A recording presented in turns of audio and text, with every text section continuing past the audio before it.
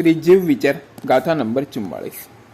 एवं अणोर पारे संसारे सायरम्मी भीमम्मी पत्तो अनंत खुत्तो जीवेहिम अपत्त धम्मेहि। शब्दार्थ जानिए। एवं એટલે કે એ પ્રકારે, અણોર પારે એટલે કે આ પાર કે સામા પાર વગરનો, આ કાંઠો કે સામા કાંઠા વગરનો અનાદિ અનંત, સંસારે એટલે કે સંસાર રૂપી, સાયરમ્મી એટલે કે સાગરમાં, ભીમમ્મી એટલે કે ભયંકર, અપત્ત ધમ્મેહિમ એટલે કે ધર્મને ન પામેલા, જીવેહિમ એટલે કે જીવોએ, પત્તો એટલે કે પામ્યા છે, અનંત કુત્તો એટલે કે અનંતવાર। ગાથાનો ગાથાર્થ જાણીએ।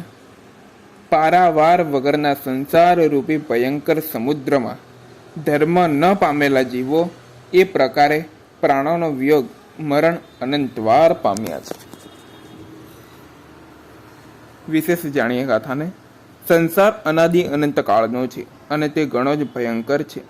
ધર્મ ન પામેલા જીવોને અનંતવાર પ્રાણોનો વિયોગ થાય છે, એટલે કે મરવું પડે છે। અનંતવાર મરવું, જન્મવું એ જ તો તેનો સંસાર। અનંતવાર મરવું અને જન્મવું એ જ તેની ભયંકરતા।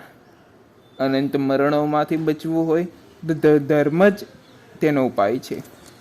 ધર્મ કરનાર જીવ બને તેમ વેળાસર મરણોની પરંપરાથી છૂટો થાય છે અને અમર બને છે, અજ જન્મ રહિત બને છે, અમર મરણ વગરનો થાય છે, મુક્ત છૂટો થાય છે।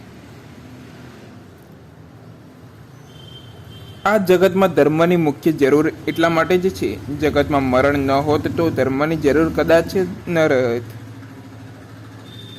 જીવને માટે જગતમાં સુખના અનેક સાધનો છે, તેમજ દુઃખમાંથી છોડાવનારા પણ અનેક સાધનો મળી શકે છે, પરંતુ અનંત મરણોમાંથી છોડાવનાર ધર્મ સિવાય બીજી કોઈ પણ વસ્તુ નથી। ધર્મ એક એવી વસ્તુ છે કે તે અદ્રશ્ય રીતે અનંત મરણોની પરંપરામાંથી છોડાવીને જીવને અમર બનાવે છે।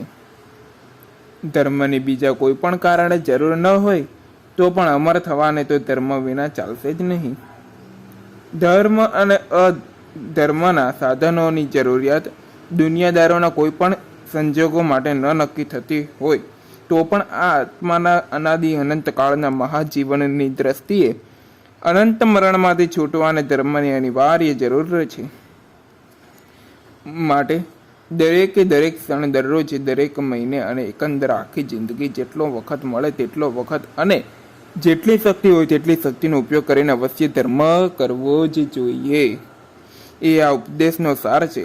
જગતના દરેક માણસે સમજી રાખવું જોઈએ કે જન્મ મરણની પરંપરામાંથી છોડાવનાર જૈન ધર્મ જેવી શક્તિ બીજા કોઈ પણ ધર્મમાં નથી, કેમ કે તેઓની પાસે તેના સાધનો નથી। હવે અહીંથી આ દ્વાર પૂર્ણ થાય છે। હવે આગળ